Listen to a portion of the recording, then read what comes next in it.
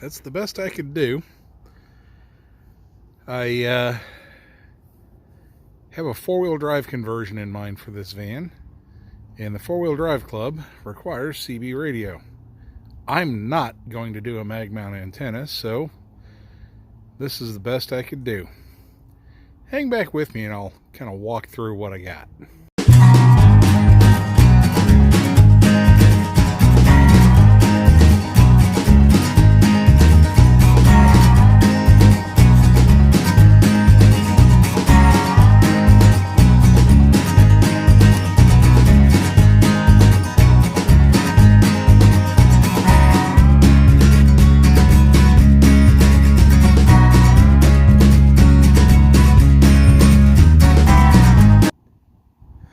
While a less than ideal location, the hood channel mount is really the best I could accomplish.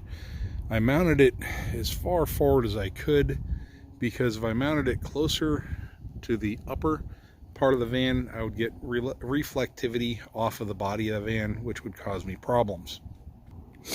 The spring allows it to flex around as I go around off-road, or even in some of these suburban streets, and hit tree limbs with it. I don't bend or break the antenna. That antenna is just a good old-fashioned fiberglass FireStick antenna. Okay, so the coax is run in, it drops down behind the fender and comes in, and it gets squished by the gaskets, but it doesn't appear to be actually pinching the coax, and then we go up the A-pillar. We've tucked all the way over to where the fuse holder for the power is. There's the coax, and focus. I don't have very good light in here, but that's the radio. I'll talk about that in a moment. Okay, so we come out from behind the fender in this loom. That's power and antenna. The antenna mounts there.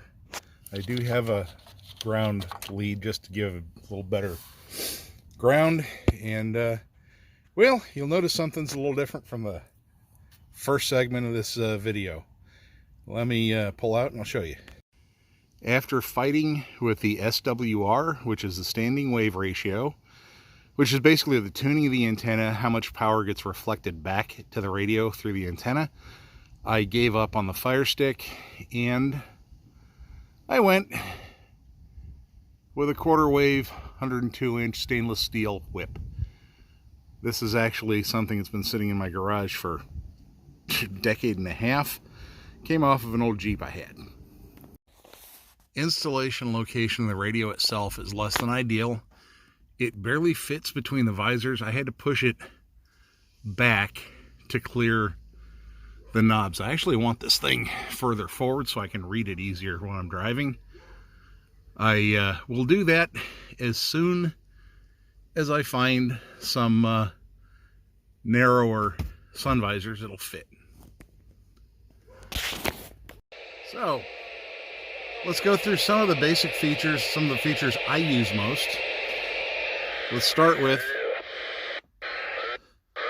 automatic squelch, and there's somebody breaking over a squelch.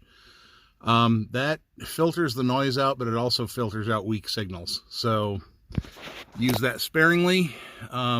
We've got mode, which is AM, FM, upper sideband, lower sideband. Those are different transmission modes. If you want to go into detail on them, I'd be more than happy to answer any questions about them. This is not the factory microphone. This is an add-on by President Electronics. Let me turn the volume down. This is an add-on from President Electronics. This is their premium microphone called a Digimike. It's got a lot more heft in the hand, and it does a lot of noise canceling, so it filters out noise from the cab while I'm driving, so people don't hear the rumbling engine quite so badly. You probably heard that, but let me do it again. So when I let go of the key, test, test, test, there's that beep. It's called a Roger beep. That is a premium feature on CB radios. Your old Radio Shack radios didn't do that. That's lets people know that I've finalized my transmission. Come on, focus. Let's see. We've got Wednesday, weather.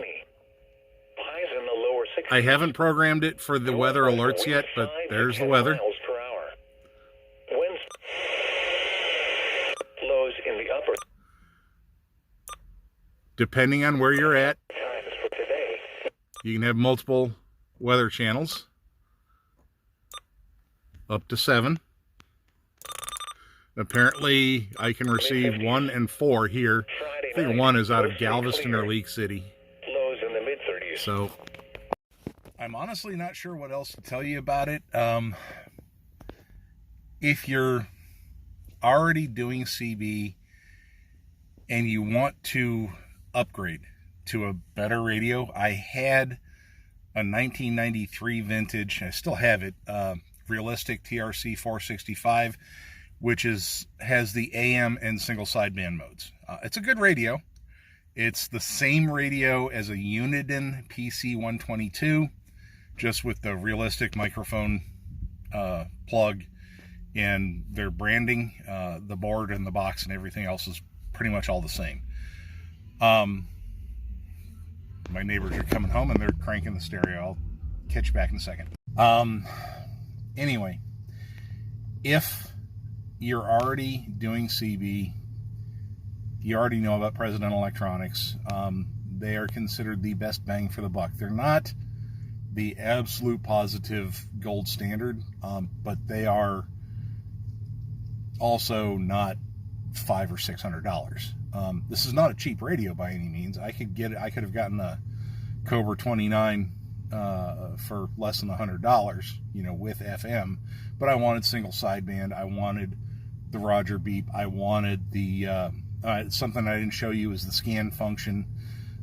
This will scan channels for active transmissions, but it has to be out of squelch, so you're not going to pick up too many weak stations with it. It's kind of SOP. The weather was important to me. I'm trying to dwindle down added equipment. I've got to be multifunction.